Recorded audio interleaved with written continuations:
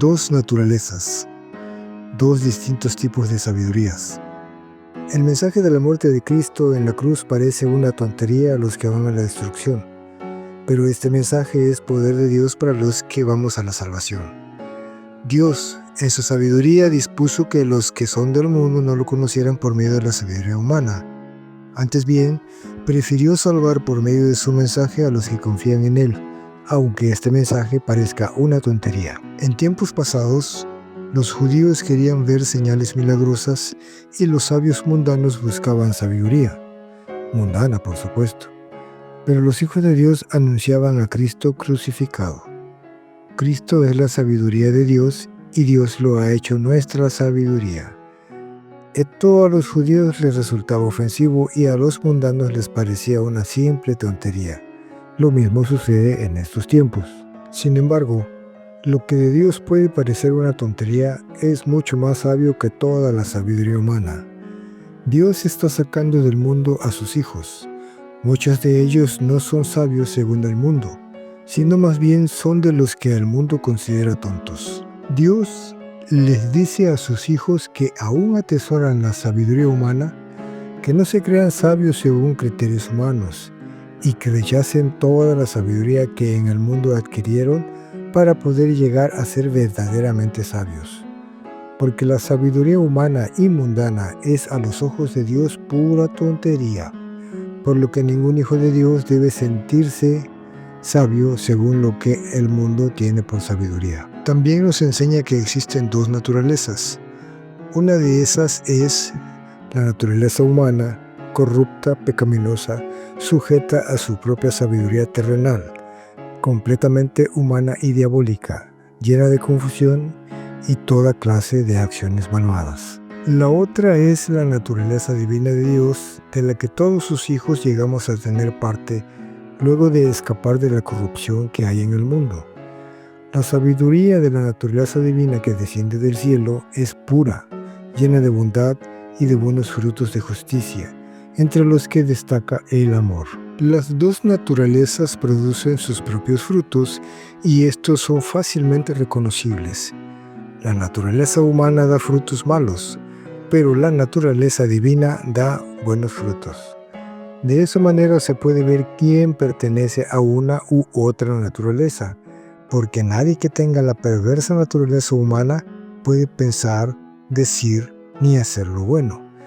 En cambio, el que es bueno, de la bondad que atesora en su corazón, saca y comparte el bien. Sabe que en el día del juicio dará cuenta de todo lo que haya dicho. Por eso, guiado por el Santo Espíritu de Dios, evita decir palabras inútiles y ociosas. Ese tipo de palabras inútiles abundan en todo tipo de debates polémicos acostumbrados en el mundo. Dios instruye a sus hijos ordenándonos no discutir, pues eso de nada sirve, sino es para confundir y destruir a los oyentes. De ninguna manera debemos enredarnos en ningún tipo de discusión.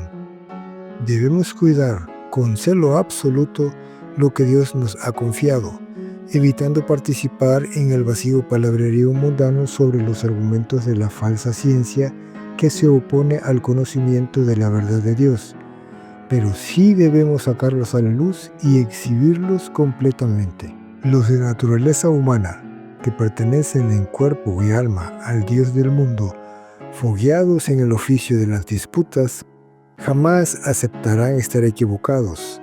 Sirviéndose de todo el conocimiento que su Dios y Padre Satanás les ha dado, con total descaro se yerguen como los vencedores absolutos en todo tipo de tontas controversias.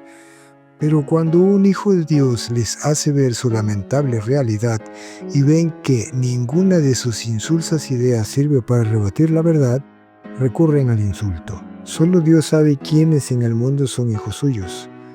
Ninguno de nosotros a quienes Él envió a compartir su mensaje de salvación en el mundo lo sabe. Lo único que sabemos es que el que es bueno produce frutos buenos. Pero tenemos el grave inconveniente de que los malos, que son como lobos feroces, se visten de ovejas y hasta se disfrazan de apóstoles de Cristo.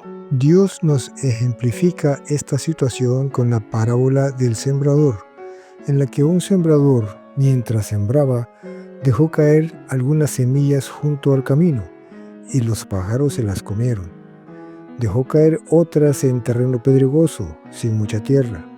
Esas semillas brotaron pronto porque la tierra no era profunda, pero cuando salió el sol, las plantas se marchitaron y por no tener raíz se secaban. Otra parte de las semillas cayó entre espinos que, al crecer, la ahogaron. Pero las otras semillas cayeron en buen terreno, en el que dio una buena cosecha de hasta 100 veces más de lo que se había sembrado. Dios nos explica el significado de esta parábola diciéndonos que cuando alguien oye la palabra acerca del reino de Dios y no la entiende, llega el maligno y arrebata lo que se sembró en su corazón. Esta es la semilla sembrada junto al camino. El que recibió la semilla que cayó en terreno pedregoso es el que oye la palabra e inmediatamente la recibe con alegría. Pero como no tiene raíz, dura poco. Cuando surgen problemas o persecuciones a causa de la palabra, enseguida se apartan de ella. El que recibió la semilla que cayó entre espinos es el que oye la palabra, pero las preocupaciones de esta vida y el engaño de las riquezas la ahogan, de modo que ésta no llega a dar fruto. Pero el que recibió la semilla que cayó en buen terreno es el que oye la palabra y la entiende. Este sí produce una excelente cosecha de hasta el 100%. La enseñanza termina diciendo que el que tenga oídos, que oiga. Los tres primeros grupos de personas conviven con el cuarto grupo. Dios los compara con hierba mala que crece junto con el trigo y que en el momento preciso Él mandará que la aten en manojos para quemarla. Jesucristo es quien sembró la buena semilla. El campo es el mundo. La buena semilla representa a los hijos de Dios y la mala hierba son los hijos del diablo que la sembró. La cosecha es el fin del mundo y los segadores son los ángeles.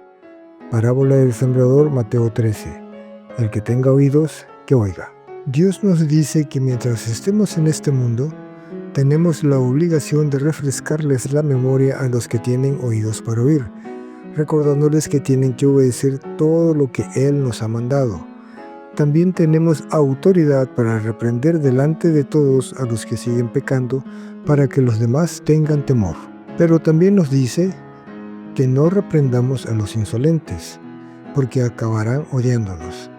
Orden idéntica a la de no dar lo sagrado a los perros ni echarle nuestras perlas a los cerdos, porque podrían volverse en contra nuestra, despedazándonos. Pero sí debemos enseñar a los sabios, a los hombres buenos, para que se hagan más sabios aumentando su saber, para que nunca olviden que la sabiduría verdadera comienza por honrar a Dios con reverente temor. Los necios rebeldes que se regocijan en practicar todo tipo de tonterías, despreciando, teniendo en poco o en nada la sabiduría y la corrección de Dios, estarán en graves aprietos cuando les lleguen tiempos de temores, problemas, desesperación y angustia como torbellinos que todo lo destruyen. Entonces clamarán a Dios, pero Él no les responderá. Lo buscarán, pero no lo encontrarán, pues desprecian la sabiduría que de Dios proviene y no quieren obedecerlo. Sufrirán las consecuencias de su mala conducta. Cosecharán en abundancia el fruto de esta conducta reprobable que en su momento disfrutaron. No tienen conciencia de lo terrible que es caer en manos del Dios vivo. Los que hacen suyas las palabras de Dios y atesoran sus mandamientos, guardándolos en su mente y pidiendo con todas sus fuerzas, inteligencia y buen juicio, entregándose por completo a buscarlos, como si buscara plata o un tesoro escondido, llegarán a saber lo que es honrar a Dios, descubrirán lo que es conocer a Dios, pues Dios es quien da la sabiduría. La ciencia y el conocimiento brotan de sus labios. Dios ayuda y protege a los que viven en rectitud y sin tacha alguna. Cuida a los que se conducen con justicia y protege a los que le son fieles y obedientes. Pero aborrece hasta la oración de los que se niegan a obedecer la ley. A su lado no tienen cabida los malvados. En su presencia no hay lugar para los altivos y orgullosos. Dios odia a los malhechores, aborrece a los que aman la violencia y dicen en su corazón que no hay Dios. Ellos están corrompidos, sus obras son detestables. Los malvados se pervierten desde que nacen, desde el vientre materno se desvían. A ellos, Dios les dice: ¿qué derecho tienen de citar mis leyes o de mencionar mi pacto, si no les agrada que yo los corrija ni dan importancia a mis palabras? Se jactan de sus propias sandeces, practican el engaño y con su lengua ponzoñosa, como navaja afilada, traman destrucción. Con arrogancia hacen alarde de su propia codicia, alaban a los ambiciosos y menosprecian a Dios. Tienen la boca llena de maldiciones, de mentiras y amenazas, con las que ponen trampas para atrapar a los incautos y arrastrarlos a las sombras. Saben muy bien que Dios ha decretado que quienes así se comportan merecen la muerte.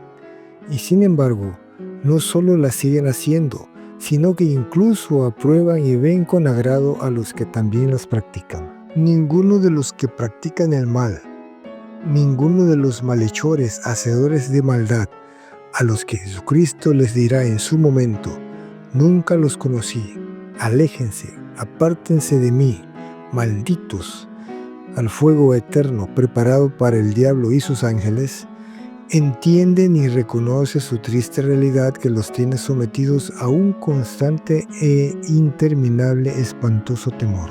Todos ellos siempre están huyendo aunque nadie los persiga, pero al mismo tiempo su necedad, que es muy, pero muy grande, les impide ver el peligro inminente que tienen enfrente, de modo que nada hacen para evitarlo y siguen adelante, siendo embestidos brutalmente.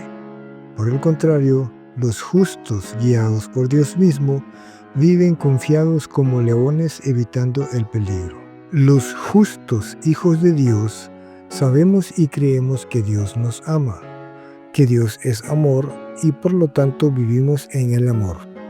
Vivimos en Dios y Dios en nosotros, haciéndose así realidad el amor en nosotros, para que el día del juicio tengamos confianza, porque somos en este mundo tal como es Jesucristo. Por lo tanto, no tenemos temor. El amor perfecto echa fuera el temor. Los que tienen miedo es porque su conciencia los acusa y esperan el castigo merecido. No han llegado a amar en verdad, porque el amor verdadero no perjudica al hermano. Todos sabemos que lo contrario del amor es el odio. Entonces, quien no ama es simplemente porque el odio que lo tiene esclavizado se lo impide y lo está corroyendo sin misericordia. Es incapaz de amar a su hermano y por lo tanto lo odia. Es un asesino potencial, sabiendo que ningún asesino tiene vida eterna.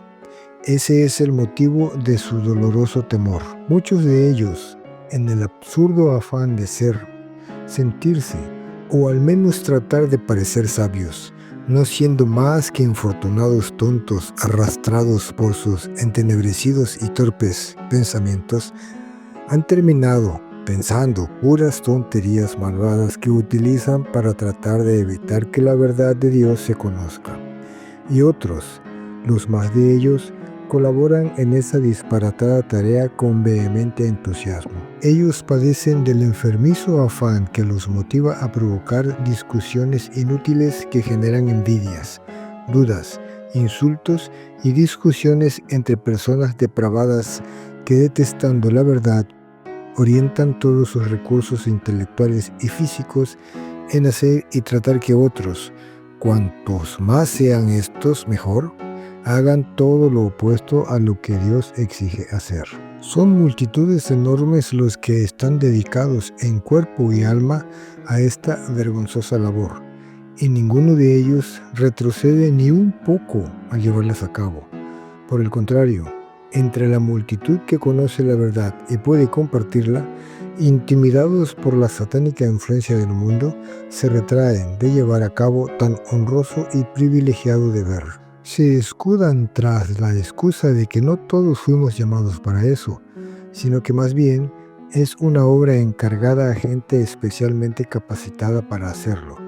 Sin embargo, la Biblia dice que somos un pueblo que pertenece a Dios para que demos a conocer las obras maravillosas de Dios. No podemos ni debemos quedarnos callados por temor a ser tenidos por tontos e insignificantes faltos de cordura. Porque cualquiera que por temor al que dirán de la gente corrupta niegue a nuestro Señor Jesucristo, será también desconocido delante de los ángeles de Dios. El simple hecho de no obedecer su orden de hacer discípulos donde sea que andemos e enseñándoles a obedecer todo lo que Él nos ha mandado, es desconocerlo. Por causa del nombre de Jesucristo, todo el mundo odia a los que a Él pertenecen.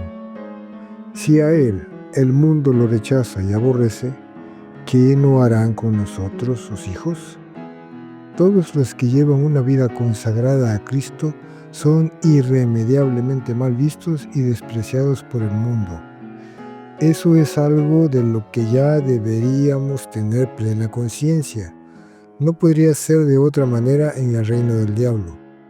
El mundo es el reino del diablo, y nadie que pertenece al mundo puede aceptar la verdad de Dios simplemente porque es opuesta a su mundana naturaleza humana llena de pecado. La gente del mundo ya está condenada, pues la causa de la condenación es que la luz vino al mundo, pero los que son del mundo prefieren las tinieblas y no la luz, porque sus hechos son perversos y la luz los pone al descubierto. Danos un pulgar arriba si te gusta e interesa este canal, Éxodo Final. Te invitamos a suscribirte y a compartir nuestros videos para que más personas que buscan sinceramente la verdad de Dios en lugares equivocados puedan encontrarla en el único lugar correcto. Este es la Biblia, la bendita palabra de Dios. Dios te bendiga.